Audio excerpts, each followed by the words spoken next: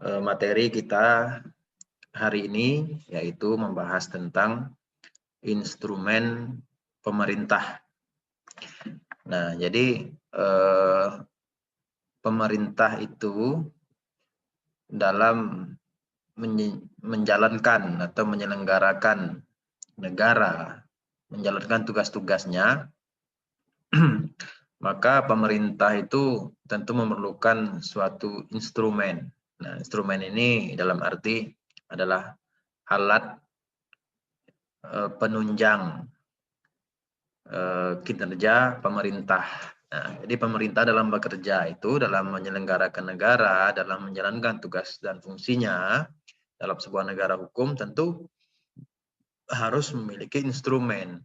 Nah, instrumen di sini dalam arti landasan yuridis, karena kita bicara negara hukum, ya. Beda kalau negara negara monarki misalnya yang bersifat otoriter, itu pemerintah itu tidak perlu memiliki instrumen dulu, tidak perlu memiliki dasar kewenangan dulu. Dia bisa saja mengambil kebijakan-kebijakan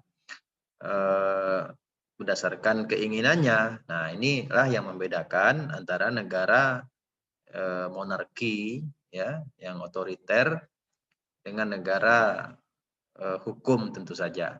Nah, dalam negara hukum, pemerintah sebagai penyelenggara negara, maka dalam menjalankan tugas-tugasnya itu harus memiliki instrumen yuridis, ya, sebagai payung hukum atau sebagai dasar atau sebagai landasan pemerintah dalam bekerja. Nah, ini kan yang kita bahas sebelumnya, yaitu legalitas itu kan, artinya pemerintah harus punya kewenangan dulu, ya. Kewenangan itu tentu diatur dalam peraturan perundang-undangan. Nah, baru berdasarkan itu, ya, pemerintah itu bisa bekerja. Nah, maka, ya, instrumen tadi kan saya katakan adalah instrumen yuridis, artinya instrumen hukum atau, ya, payung hukum lah istilah lainnya. Nah, di sini payung hukum atau instrumen yuridis pemerintah dalam bekerja menjalankan atau menyelenggarakan negara ini, ya, berdasarkan tugas-tugasnya, pemerintah itu berdasarkan kepada yang pertama, ya, dalam negara hukum adalah peraturan perundang-undangan.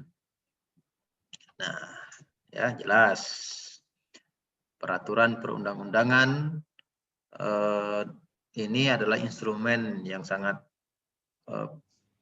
penting sekali, ya, dalam sebuah negara hukum, ya, sebagai payung hukum bagi pemerintah, ya, dalam mengambil kebijakan sesuai dengan tugas dan fungsinya masing-masing. Nah, tentu, ya, bicara peraturan perundang-undangan ini kan tidak hanya satu jenis, ya.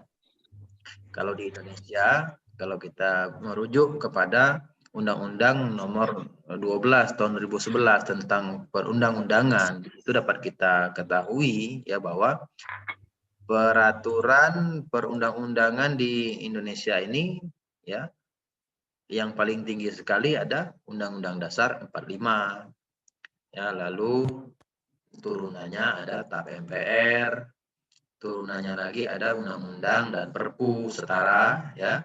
Lalu ada peraturan pemerintah, di bawahnya lagi ada peraturan presiden, dan ada perda provinsi dan perda kabupaten kota. Nah, itulah peraturan undang-undangan. Itu sebagai instrumen yuridis pemerintah sesuai dengan ruang lingkupnya, ya. Kalau dia pemerintah dalam arti tingkat pusat, ya, itu adalah berpayung kepada undang-undang, ya, sebagai landasan dalam menjalankan tugasnya, ya, presiden misalnya, ya, DPR, MPR, DPD, peradilan, ya, itu tentu undang-undang. Apa undang-undang yang memayunginya itulah menjadi dasar yuridis dia dalam bekerja, gitu. Ya, misalnya saja DPR, ya, kita tahu tugasnya membuat undang-undang, ya, itu ada undang-undang tentang khusus duduknya. Presiden juga, ya, sebagai ya pemerintah tentu saja, ada juga undang-undang yang mengatur tentang tugas dan kewenangan presiden itu. Nah, itulah menjadi dasar kewenangan, ya. Artinya organ-organ pemerintah tentu saja harus bekerja sesuai dengan rambu-rambu yang ditetapkan oleh peraturan, ya, atau oleh undang-undang itu tadi, ya. Nah, di luar itu tentu secara hukum prinsipnya ya, tidak boleh. Walaupun ada pengecualian seperti diskresi, ya, first admission itu. Nah, itu ya. Kalau di tingkat daerah tentu saja ada peraturan daerah, ya.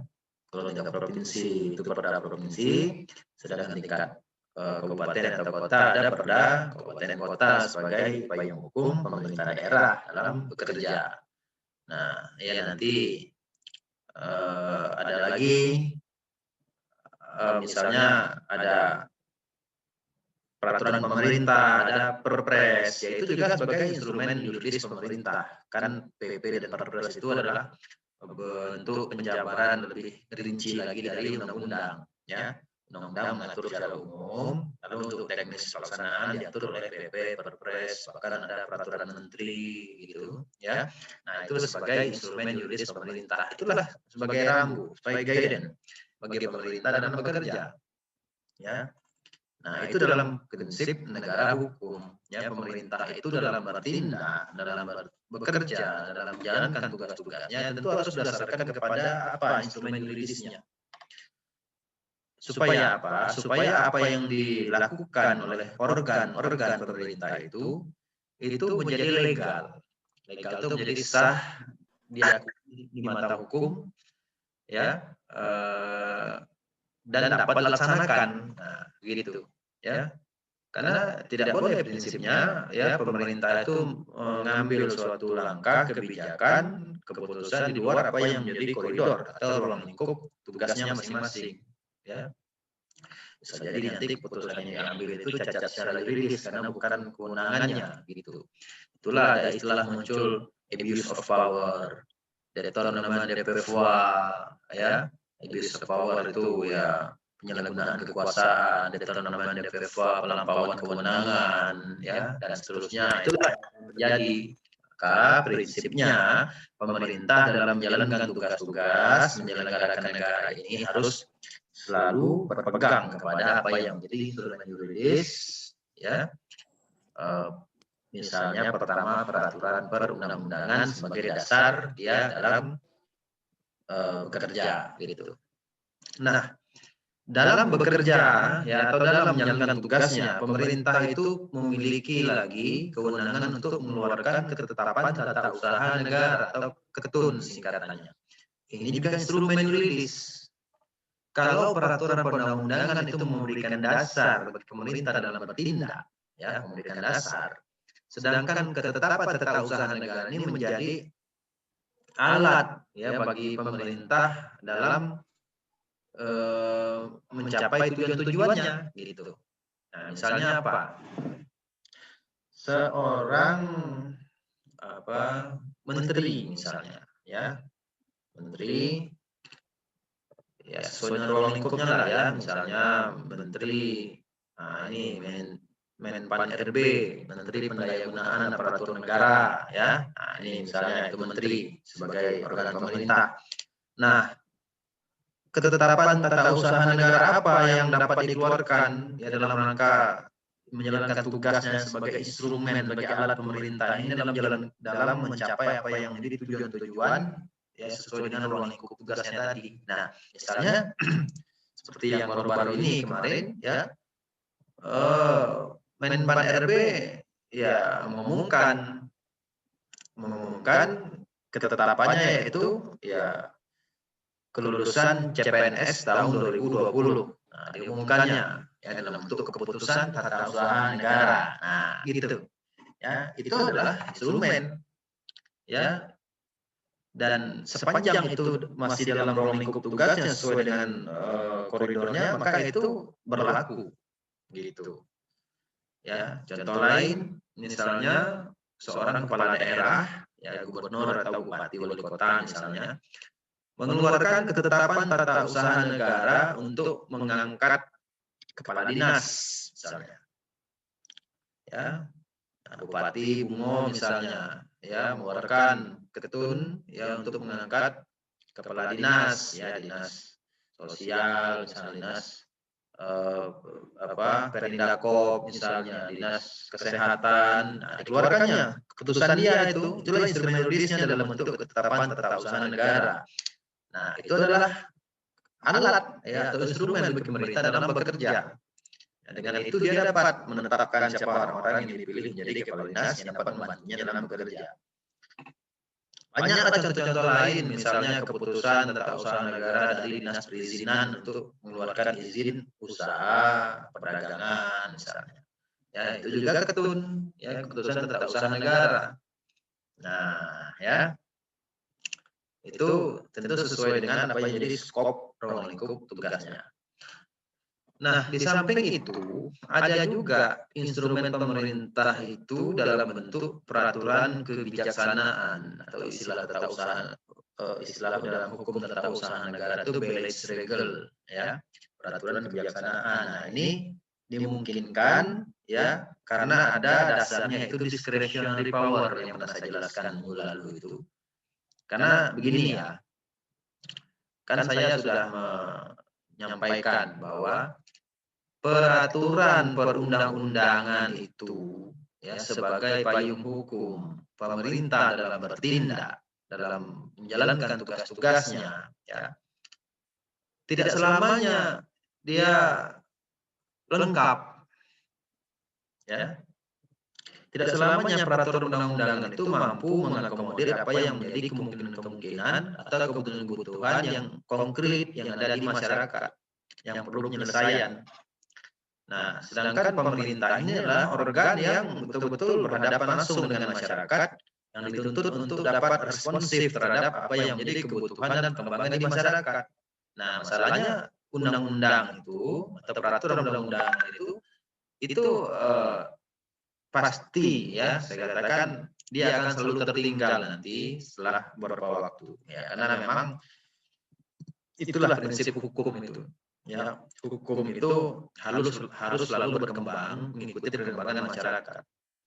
Ya, itulah gunanya undang-undang itu ada direvisi, bahkan undang-undang dasar sekalipun bisa diamandemen dalam rangka penyempurnaan atau penyesuaian dengan kondisi sosial terkini. Karena ya katakanlah ketika sebuah undang-undang lahir, ya dia sesuai dengan situasi sosial, wilayah, masyarakat atau objek pada waktu itu, pada waktu dia dikeluarkan. Namun setelah beberapa waktu, bertahun-tahun kemudian, mulai muncul kekurangan-kekurangan, ya karena memang masyarakat atau perkembangan dinamika sosial itu kan ya dinamis, ya. Nah, sementara instrumen undang-undang itu ya statis karena dia dibuat sesuai dengan masanya. Nah, maka perlu pembaharuan. Nah, terkadang untuk mengisi itu ya memerlukan waktu yang lama. Nah, sementara pemerintah dihadapkan kepada situasi-situasi konkret yang perlu penyelesaian segera. Nah, oleh karena itu muncullah penggunaan diskresi, ya, yaitu kewenangan bebas pemerintah untuk mengambil suatu kebijaksanaan. Nah, itu diskresi itu, ya, dalam rangka ya menyelesaikan permasalahan-permasalahan konkret yang belum ada aturannya, atau ya ada aturan tapi aturan itu dinilai bertentangan dengan kebutuhan, maka pemerintah mengambil kebijaksanaan, mengambil keputusan yang lain ya yang lebih sesuai dengan kepentingan atau kebutuhan masyarakat. Nah, bisa begitu sepanjang dapat dipertanggungjawabkan. Inilah yang saya katakan sebagai pengecualian dalam ya tata usaha negara begitu. Ya bisa saja ya misalnya muncul rilis ya daftar nama-nama warga yang berhak ya menerima BLT ya dari Kemensos misalnya. Nah, ternyata data dari Kemensos ini tidak valid. Ada yang orang sudah meninggal masih masuk juga, orang yang sudah pindah dari situ masih masuk juga, orang yang dinilai mampu masih ternyata masuk juga ke dalam daftar itu. Nah, ini oleh camat misalnya atau oleh lurah itu diambil kebijakan, diganti ya nama-nama yang bermasalah tadi oleh orang lain yang lebih membutuhkan. Nah, diambilnya kebijaksanaan seperti itu, itulah peraturan kebijaksanaan, ya, Belegsregel. Nah, tentu saja ini harus dapat dipertanggungjawabkan, ya, bukan malah sebaliknya, yang mengganti orang-orang yang berhak diganti dengan orang-orang yang ya masih keluarga-keluarga Datuk Rio, keluarga lurah, itu salah kan? Itu harus yang sesuai dengan asas-asas umum pemerintahan yang baik, ya, yang kita bahas sebelumnya itu. Harus dapat dipertanggungjawabkan responsibility-nya, ya, transparansinya. Nah, itu kan situ nanti arahnya bagaimana Belegsregel atau peraturan kebijaksanaan ini dapat dibuat, ya. Itu harus mengacu juga kepada asas-asas umum pemerintahan yang baik, ya, begitu. Nah, lalu ada lagi instrumen pemerintah itu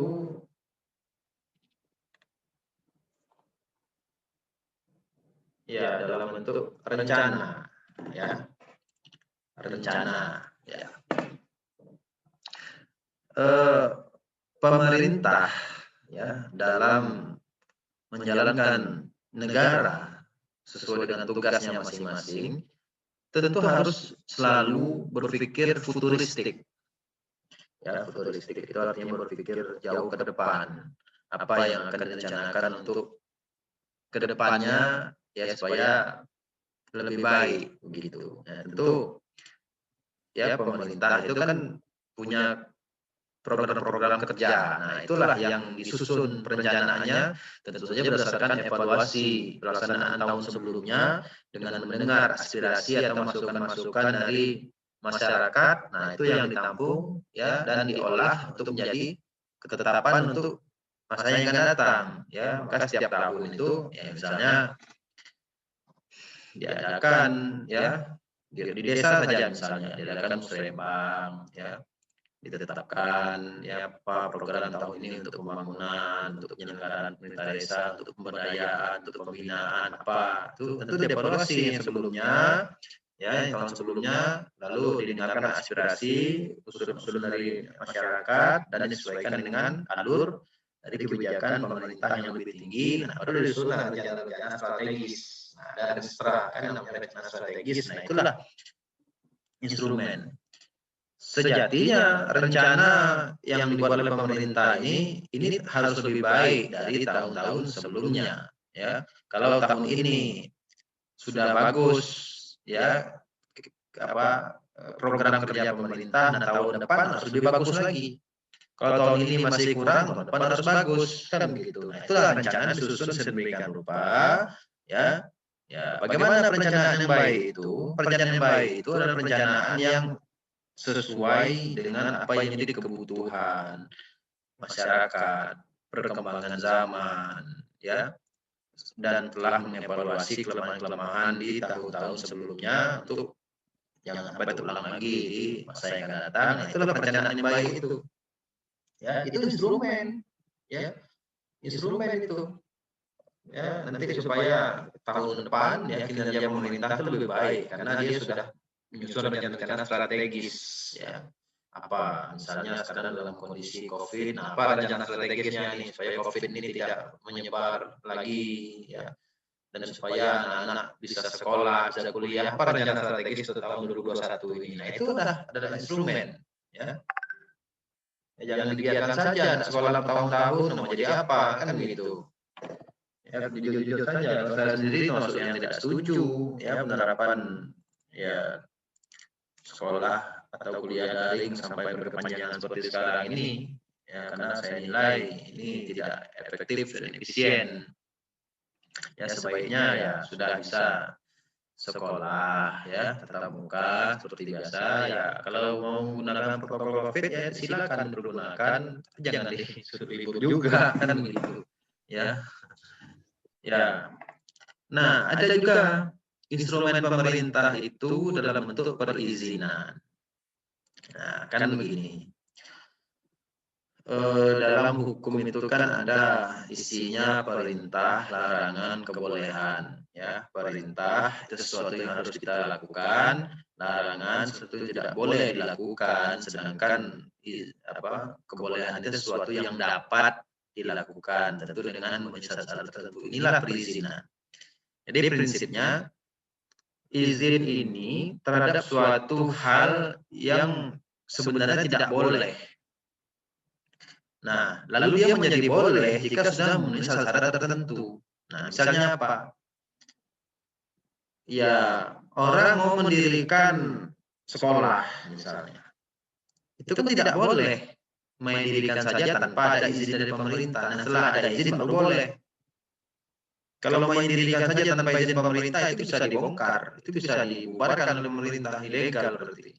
Izin dulu, urus dulu izinnya sesuai dengan persyaratan baru didirikan. Sama juga orang mendirikan mall misalnya, ya itu harus lengkap dulu perizinannya, ya AMDAL-nya, UKL-UPL-nya, izin gangguannya, ya dilengkapi.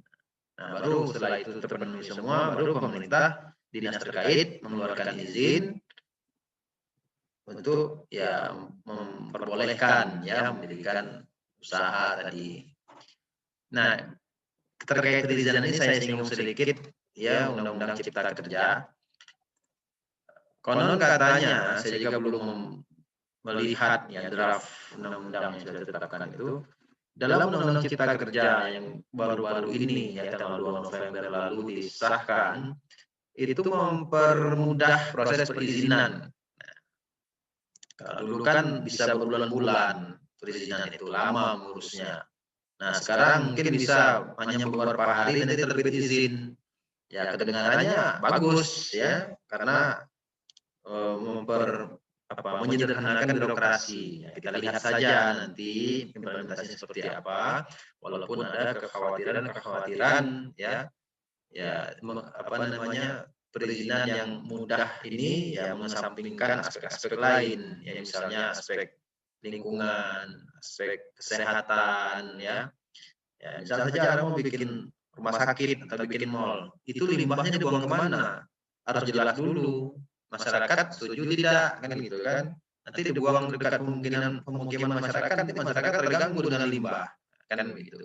Nah, ini mudah-mudahan tetap dapat terjaga ya, di samping perizinan yang sudah disederhanakan. Kita juga mau sederhanakan ya, tapi juga tetap tidak mengabaikan aspek lingkungan, kan begitu misalnya.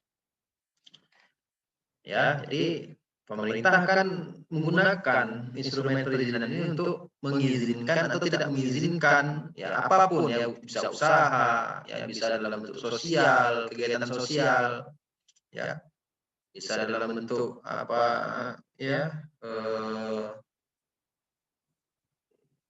macam-macam ya, pendidikan juga bisa. Nah, melalui perizinan ini menjadi instrumennya. Kalau suatu aktivitas ya sudah diizinkan berarti kan boleh. Tapi kalau tidak diizinkan tidak boleh dilakukan. Nah, kalau dilakukan juga berarti ilegal ya, melanggar aturan, bisa dipaksa oleh pemerintah untuk menghentikan kegiatan. Ya, orang berjualan saja misalnya kaki lima, tempat-tempat tertentu di area publik misalnya, itu kalau sembarangan ya tidak sesuai dengan perizinannya, itu bisa pemerintah berhak untuk melarang. Ya, seperti lagi misalnya orang berjualan yang sore-sore malamnya nasi uduk, jualan minuman yang di tepi jalan itu kan ada aturannya itu. Ya, jam berapa sore itu baru bisa dimulai membuka standnya, lalu sampai malam. Kalau siang tidak boleh karena mengganggu aktivitas yang lain. Nah, itu ada. Nah, kalau sampai itu dibiarkan ya siang malam tendanya tetap seperti yang di SMP 1 itu kan, ya tidak dibongkar-bongkar, itu kan salah juga. Gitu. Nah, salah pemerintah tidak mengawasi. Karena perizinan ini kan harus dibarengi dengan pengawasan, ya. izin yang sudah diberikan ya itu harus diawasi, karena kalau tidak bisa saja nanti izin itu disalahgunakan, ya. Contoh saja izin Badan POM terhadap usaha makanan misalnya, ya. Ketika awal terbit izin kan sudah diperiksa dulu bagaimana proses produksi, higienis tidak, bahan-bahan yang digunakan, ya, seperti apa, ya. Nah, keluarlah izin karena sudah memenuhi syarat. Nah, namun ini harus diawasi, ya, jangan sampai izin dikeluarkan dibiarkan saja. Nah, nanti ujung-ujungnya menyimpang, ya. Ya namanya orang pedagang itu kan ingin biaya murah, nanti bahan baku ya diturunkan kualitasnya, digunakan bahan-bahan yang berbahaya. Warna makanan seharusnya digunakan pewarna tekstil karena supaya lebih murah. Nah, itu kan ya sudah melanggar perizinan. Nah, ini bagaimana supaya ini jangan sampai terjadi? Tentu harus diawasi oleh pemerintah. Nah, inilah yang menjadi kelemahan di negara kita ini. Pengawasan pemerintah itu secara umum masih relatif lemah, ya. Maka banyak pelanggaran, ya, orang sesukanya membuka usaha tanpa izin gitu kan, ya. Lalu ya tidak ada jaminan mengenai proses produksi misalnya, ya, itu kalau berusaha. Yang lain juga banyak perizinan, banyak sekali perizinan. Orang mendirikan bangunan di tepi jalan poros itu, ya, itu ada aturannya berapa meter maksimal, minimal dari tepi jalan ke rumahnya, ya. Misalnya kalau jalan itu lintas, jalan besar 30 meter minimal, itu harus dipatuhi, ya. Harus punya izin mendirikan bangunan dulu, IMB dulu baru boleh. Nah, ini tugas pemerintah untuk memeriksa sudah sesuai tidak dengan peraturan. Nah, gitu itu instrumen. Pemerintah akan bekerja memakai itu. Kita kan negara hukum, ya. Ya, kalau diizinkan bisa beraktivitas, kalau tidak boleh, kan begitu saja, ya, dalam perizinan itu, ya. Nah, lalu ada juga instrumen lain, yaitu instrumen hukum keperdataan. Ya, perdata ini kan salah satu jenis hukum nih, hukum privat tentu saja. Perdata itu, ya, privat itu dalam arti hukum yang mengatur hubungan antar individu, ya, dalam suatu negara. Individu itu ya bisa dia person, bisa person itu orang seperti kita, person itu adalah ya badan hukum. Nah, pemerintah ini bisa bertindak selain sebagai sebagai publik, ya, dia juga bisa bertindak secara perdata, secara privat sebagai badan hukum. Ya, misalnya, ya, pemerintah punya proyek, ya, pembangunan jalan, pembangunan jembatan, pembangunan gedung-gedung misalnya. Nah, tentu proyek ini kan bukan dikerjakan sendiri oleh pemerintah, namun bekerja sama dengan pihak lain, ya, kontraktor tentu saja. Nah, ini bagaimana membuat kesepakatan bagaimana, ya, tentang pekerjaan, mengenai pembayaran, uang prestasi dan lain sebagainya, tentu dibuat kontrak. Nah, kontrak ini dalam sifat perdata. Pemerintah boleh membuat kontrak kerja dengan kontraktor untuk pekerjaan-pekerjaan yang, ya, diborongkan kepada si kontraktor tadi, ya, buat kesepakatannya secara rinci tentu saja, ya, supaya, ya, untuk mengantisipasi, ya, kemungkinan adanya hal yang tidak diinginkan, ya, misalnya saja terkait pembayaran, kapan pekerjaan itu dibayarkan, ya, misalnya kayak pembayaran proyek 1 miliar misalnya. Nah, bangunan jalan atau bangunan kantor 1 miliar misalnya. Nah, kapan dibayarkan? Misal 3 bayar dulu di awal 30%, lalu setelah pekerjaannya 60% biar 30% lagi, setelah pekerjaannya 100% dibayar lagi 40%, misalnya begitu. Itu bisa saja disepakati di dalam kontrak. Itulah instrumen hukum perdataan. Ya.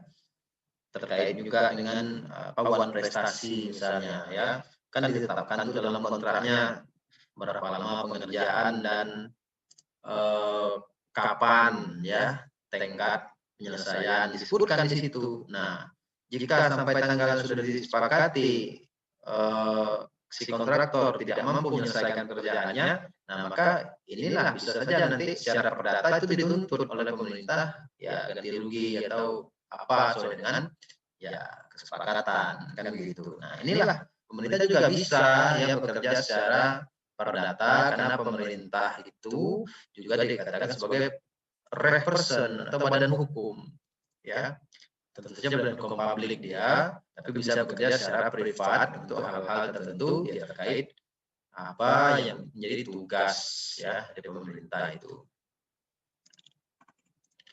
Nah, maka di sini ya berdasarkan yang tadi saya sampaikan terkait instrumen hukum atau instrumen yuridis pemerintah, maka instrumen yuridis pemerintah tadi ya itu dikatakan juga sebagai norma hukum administrasi negara, kan dia hukum ya. Maka ada dua sifatnya ya, norma hukum administrasi negara tadi ada atau ya apa instrumen yuridis pemerintah tadi ada dua sifatnya. Yang pertama norma umum abstrak. Nah, ingat itu ya, umum abstrak. Umum ya berarti dia berlaku menyeluruh terhadap semua orang dalam suatu negara, suatu daerah misalnya. Artinya umum itu berlaku terhadap semua.